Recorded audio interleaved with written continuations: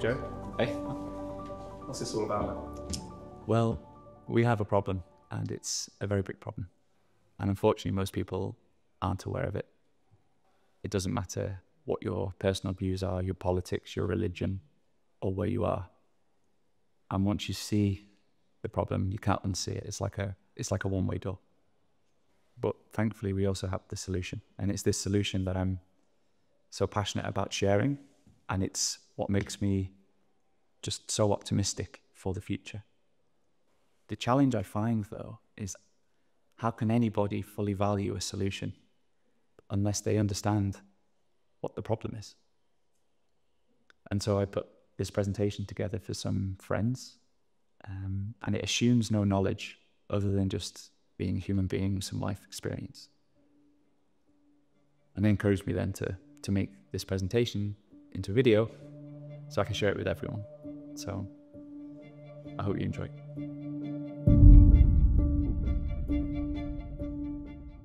Welcome to What's the Problem? So what is the problem? Well, too many, unfortunately.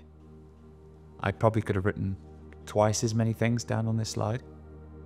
I think we all have that sense of unease. We all feel internally that things are not moving in the right direction in our lives, in the world. Like things are becoming harder, not easier. And I think for most of us, we would recognize some elements of these things on the screen as touching our lives directly or indirectly.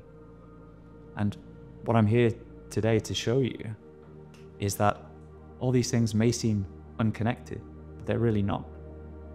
The primary cause of all of these is the quality of our money. Now we're going to do this through a story. So imagine there's this far off world where you have hundreds of smart people traveling on a ship. And this ship gets wrecked on a deserted island. This deserted island is so far from everywhere else, they're effectively cut off.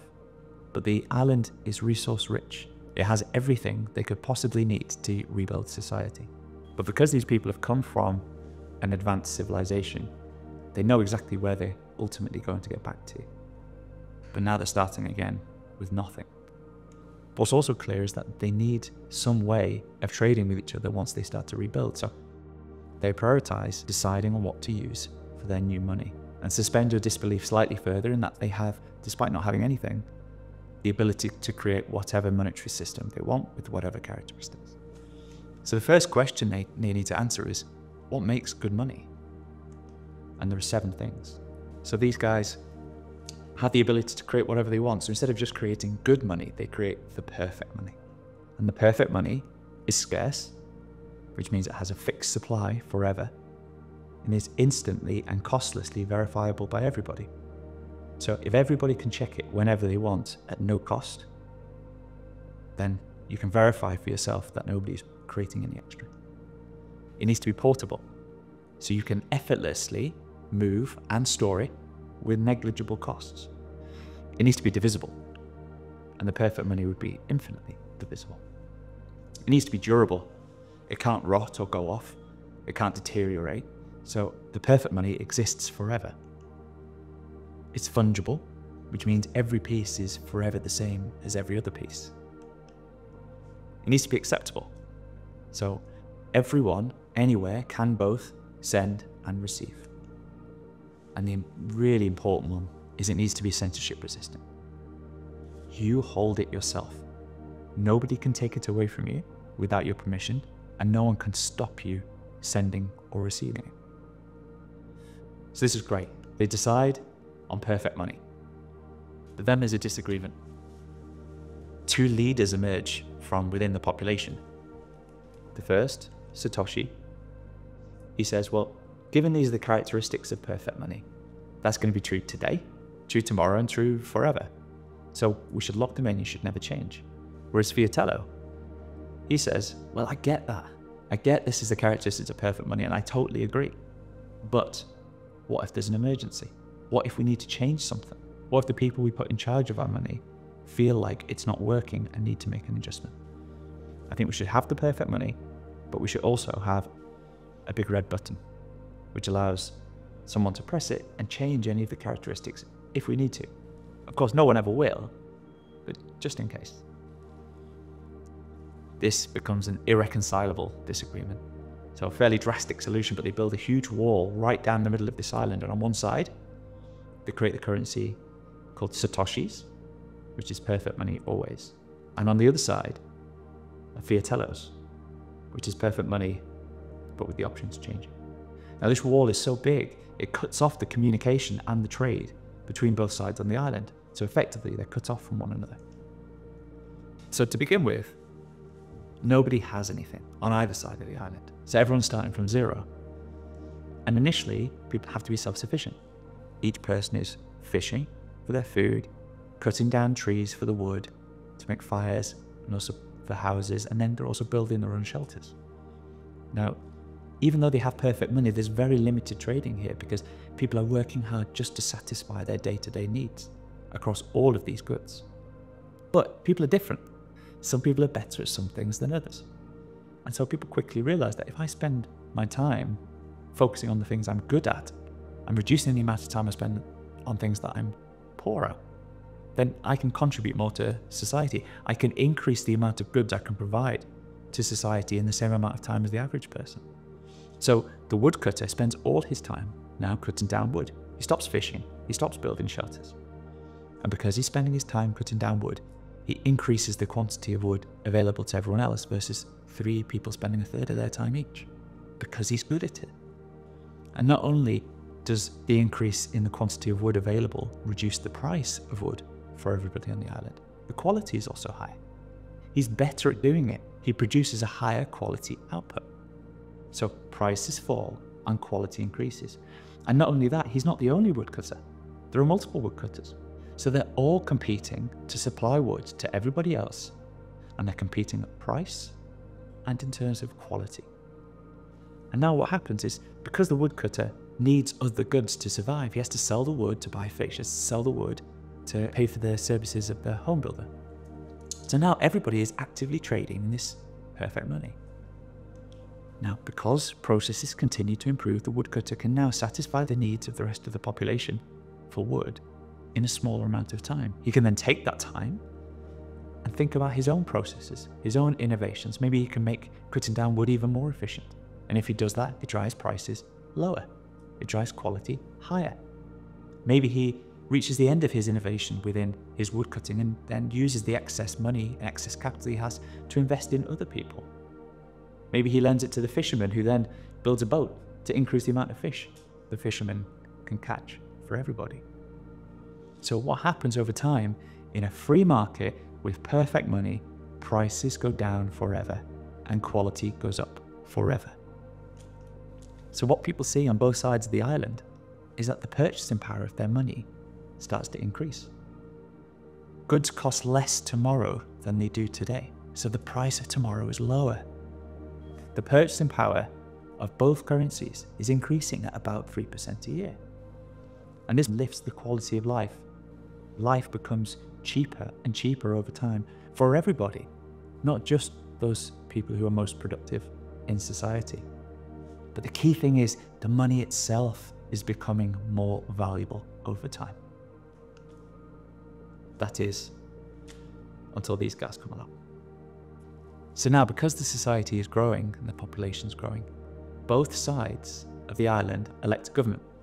Now, it doesn't matter if the government is left or right, big, small, up, down, doesn't matter. They are all the same when it comes to this. Now, however well run the government is, inevitably it will hit a deficit at some point. And that means it's spending more than it's receiving. And that could be through mismanagement, but it could just be through external circumstance, like a natural disaster or something like this. The causes are not important, but it will happen over the course of time, inevitably. But now we see a divergence across both sides of the island. Satoshi, he only has 2 choices here. To balance the budget, he needs to either raise taxes or cut spending, or maybe a combination of the two. Whereas Fiatello, he has exactly the same choices, but he also has a big red button. And the important thing here is they're both up for re-election. And Fiatello knows that if he raises taxes or he cuts spending, it's going to cost him votes. So just this time, he decides to press the big red button and print a little bit of extra money for the government. Okay, so what are the consequences? Well, for Satoshi, not great. He cannot hide those changes from the population because they're paying more in taxes or they're getting less back from the government from its spending. So he loses the election, but government reduces in size naturally.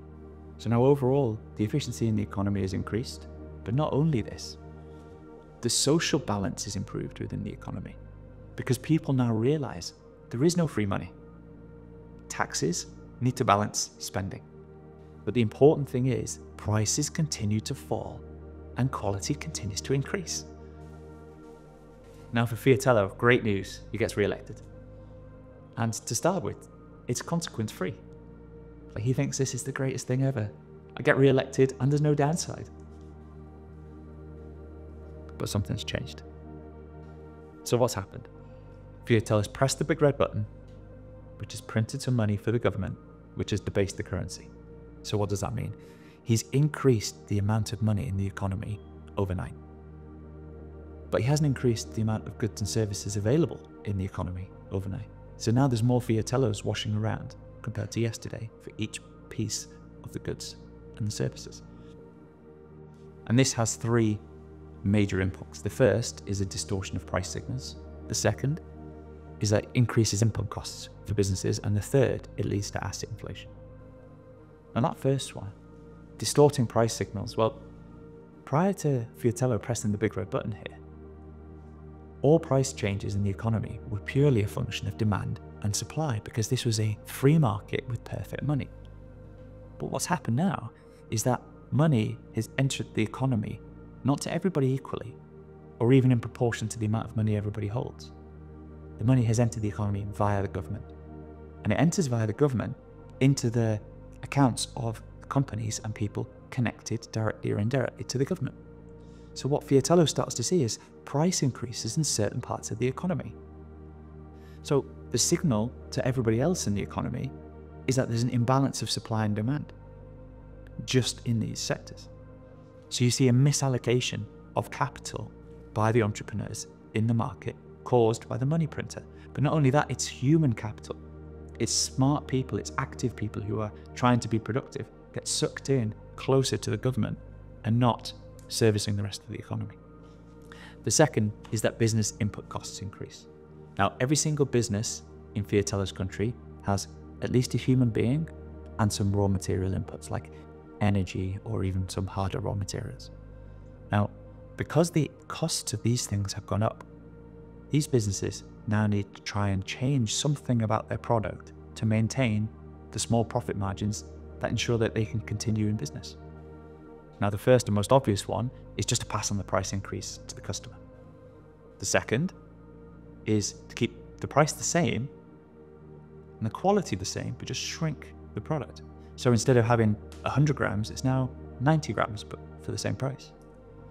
Or the third one is to reduce the input costs. Now, this is where consumer inflation comes from. This is the only source of consumer inflation, is the money printer, causing businesses to make these changes. But if a business passes on the price increase outright, or it shrinks the product and the customer now just needs to buy more of it to satisfy the fact that they needed 100 grams, not 90 grams, both of those things reduce affordability. So the population is becoming poorer. They're going to have less disposable income, despite buying the same as what they bought yesterday. If instead the business chooses to keep the price the same, the size the same, but just reduce the cost, the most obvious thing to do is just to fire people, which leads to unemployment. And now there are fewer people with jobs, which reduces the overall affordability for the population in Fiatello's world. But not only that, now the government's got a second issue it needs to solve. How does it help support all these people who are recently unemployed? But the most insidious way is for companies to reduce their input quality. And so what Fiatello starts to see is there's a rise in obesity across the population because the food that was previously fresh and had high quality ingredients is replaced with ever lower quality ingredients and more industrialized sludge. So this leads to obesity. It also leads to a myriad of secondary health issues, which causes a health crisis. And now the government has to step in and figure out how it needs to support all these people who are now unhealthy. The third is asset inflation. Since Fiatello pressed the big red button, asset prices have been going up. The stock market goes higher and higher and higher. House prices go higher and higher and higher. He thinks I'm some sort of economic genius. But they're going up in price because he's just created more Fiatellos. So anybody who knows that there are more Fiatellos in the system, of course, wouldn't sell their asset for the same as they did yesterday. They would take into account the fact that there are just more Fiatellos in the system. So this is what is driving these prices up. But this asset increase is good for the people who own the assets, but not for the people who don't. So he has a wealth inequality begin to emerge across the economy. And not just that, because house prices are now more expensive, the rent is more expensive.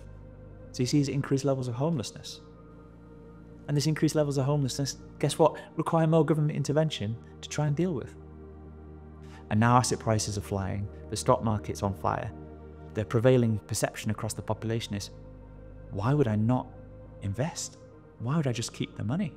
I should be buying the stock market, I should be investing, I should be buying a second home to rent out, I should be buying speculative assets because they never go down, they just go up. If I don't invest, I'm a fool. And because the assets are going up, the banks are pushing ever more leverage for people, pushing bigger and bigger mortgages to individuals, to loans to companies. But now that house prices have gone up, and now that everyone has more debt, at the same time as families are struggling with affordability of day-to-day life, it's now much harder to buy a house. So families where previously they could have one main earner and afford to buy a house with a mortgage can't anymore. You now need both parents working. Both parents working to afford the mortgage and afford to live. And when that happens, people spend less time together and you start to see the breakdown of the nuclear family. They spend less time with their children. They can afford to have fewer children. Now, because you have decline in birth rates, Fiatello starts to see a change in his demographics across the population. Fewer children are being born, whereas the older generations are living longer.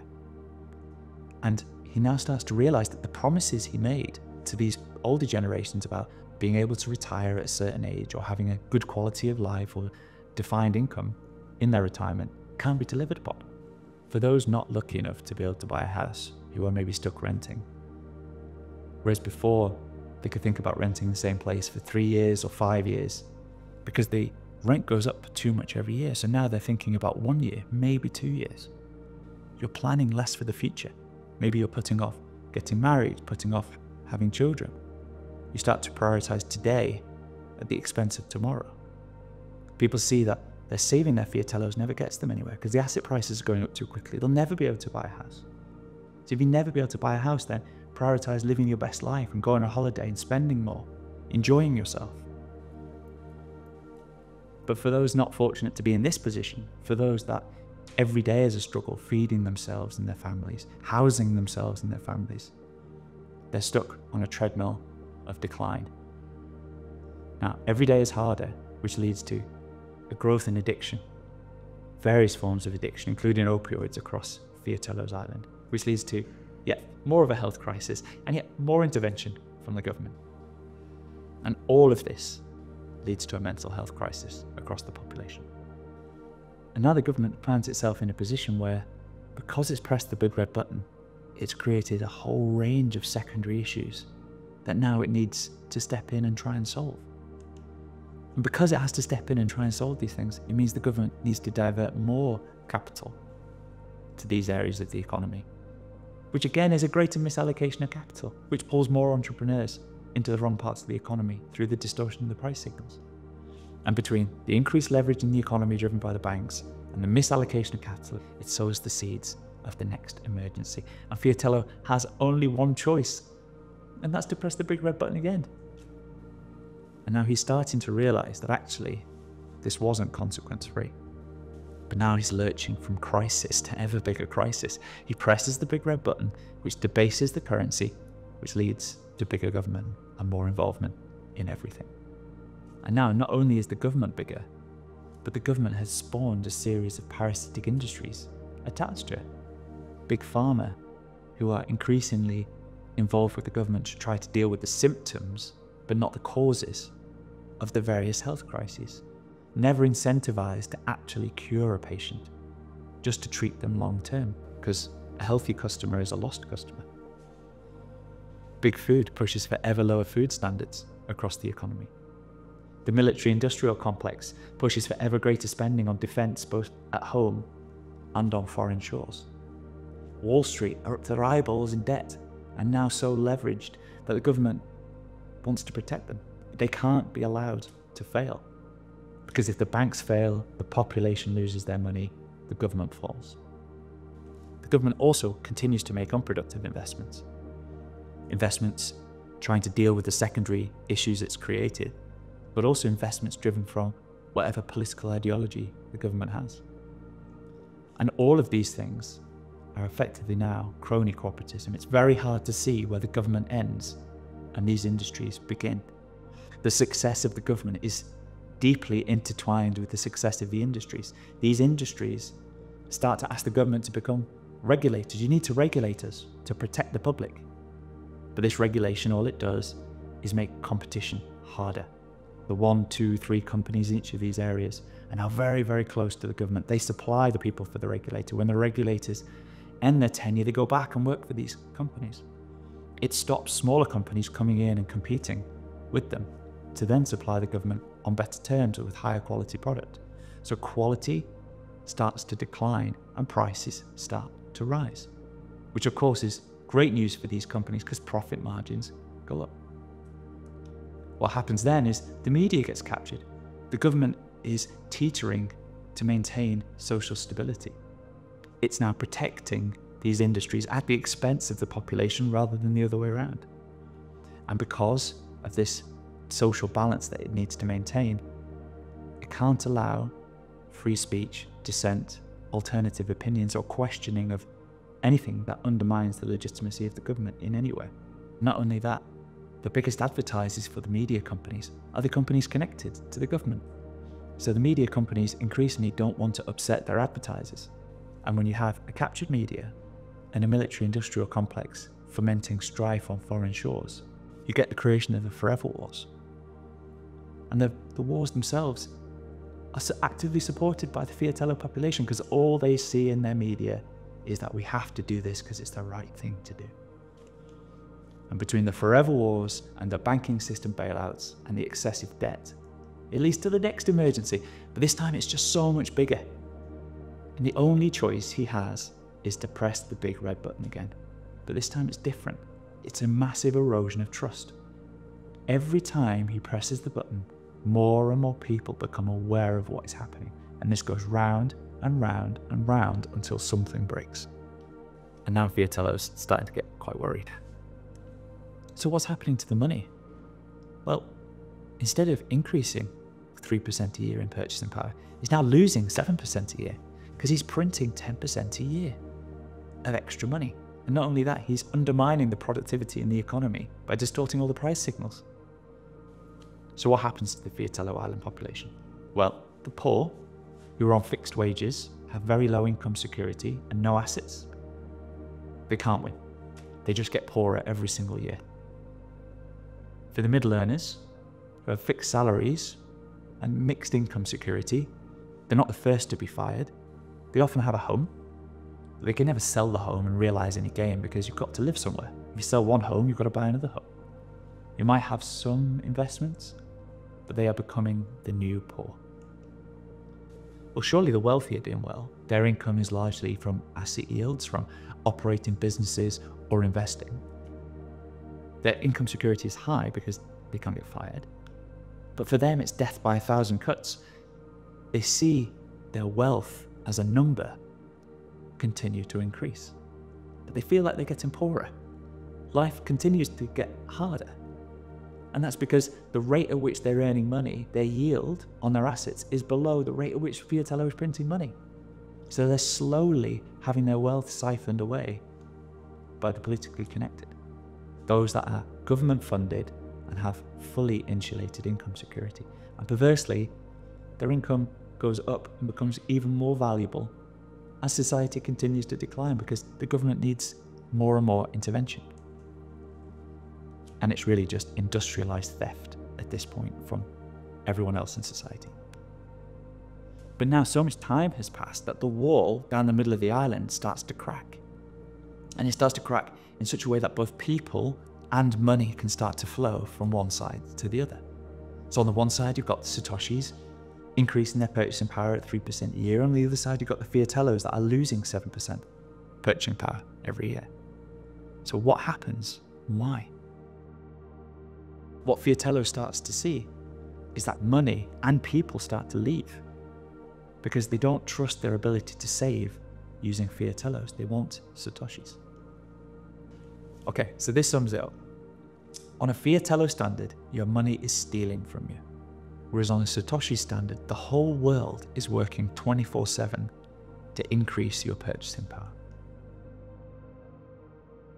But now the escape valve is open. People realize they can't save in Fiatellos, so they start selling Fiatellos to buy Satoshis. So the Fiatellos decline further in value, triggering yet more budgetary and currency crises for Fiatello to deal with. And the only choice is to press the big red button again. But this time, printing money is not enough because value is leaking out of Fiatello's side of the island. He needs to change another characteristic of perfect money, which is to remove the censorship-resistant nature of it. So the Fiatello population used to be able to hold the money themselves. Now Fiatello says, no longer allowed to hold it yourselves, you have to put it in the banks. The banks are going to hold everybody's money. The population now feel that they are guilty until proven innocent for making any transaction. The banks will check every transaction to protect you. Which means when people are trying to buy certain things, including Satoshis, the banks now say no. It's because of this, it's because of that, it's because of the other. He restricts the flow of capital out of Fiatello's side of the island. He may even just create explicit capital controls. You're now no longer allowed to buy Satoshis at all.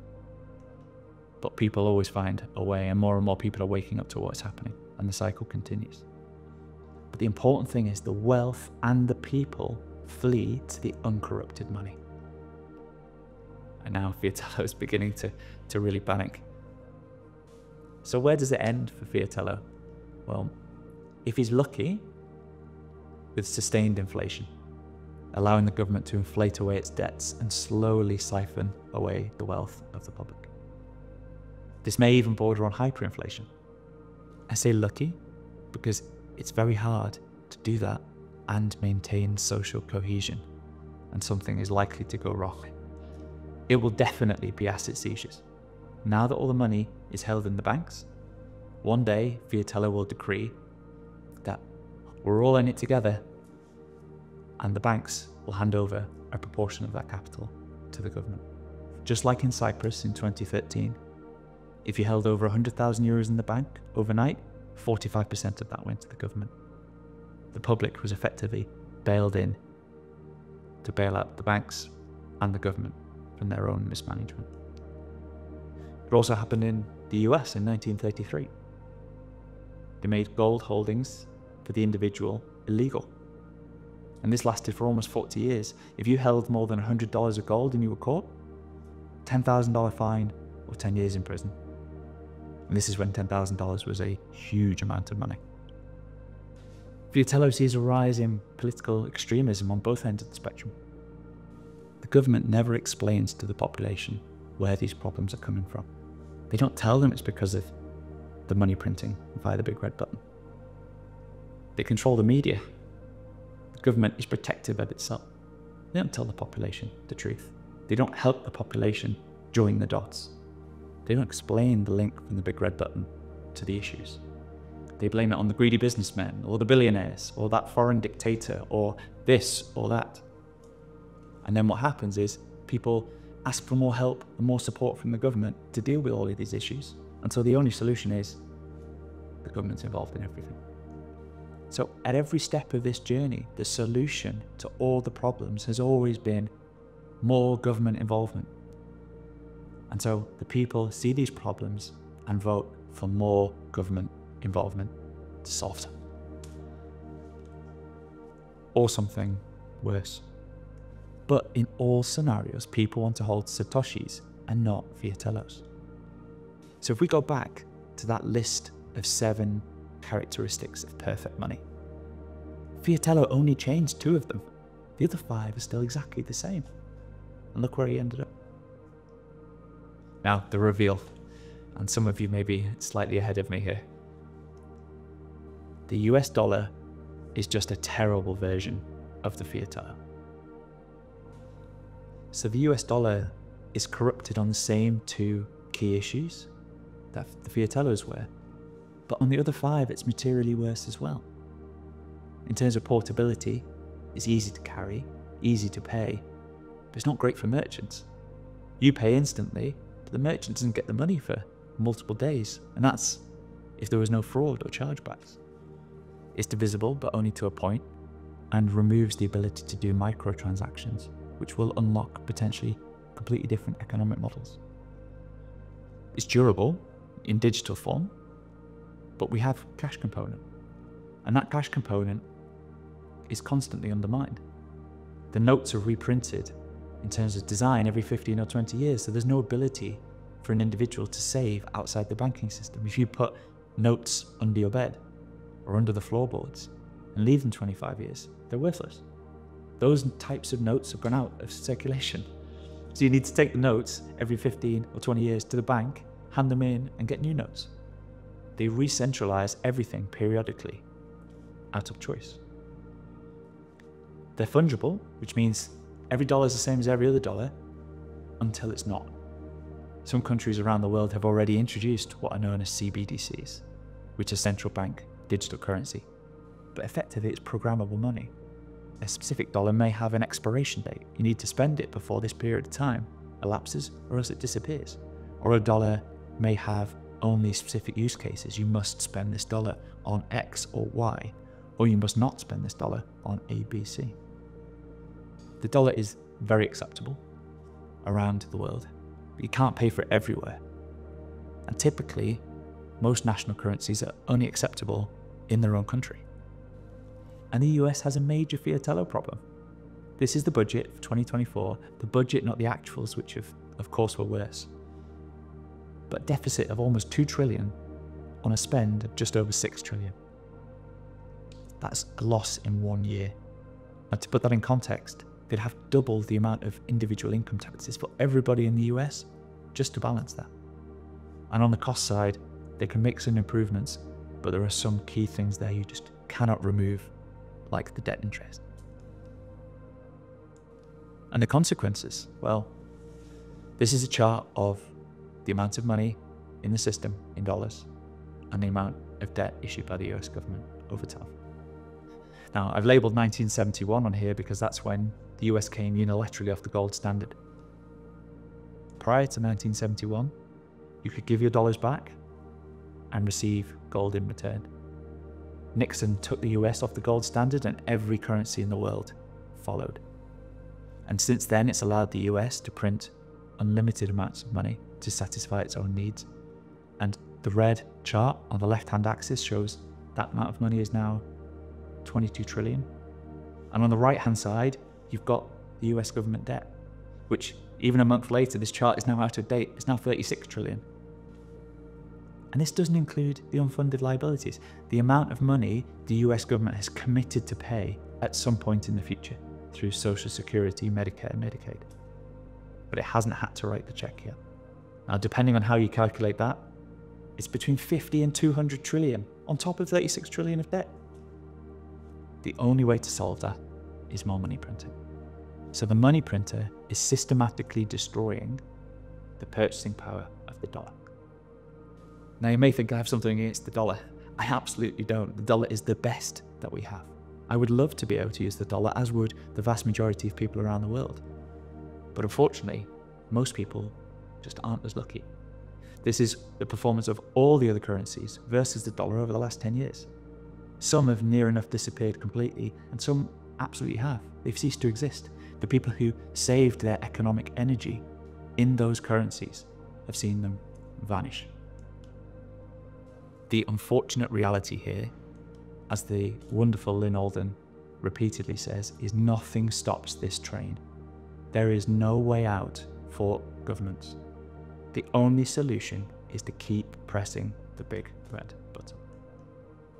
And so the conclusion is a quote from Hayek, who was an economist of the Austrian school, is that the history of government management of money has, except for a few short happy periods, been one of incessant fraud and deception.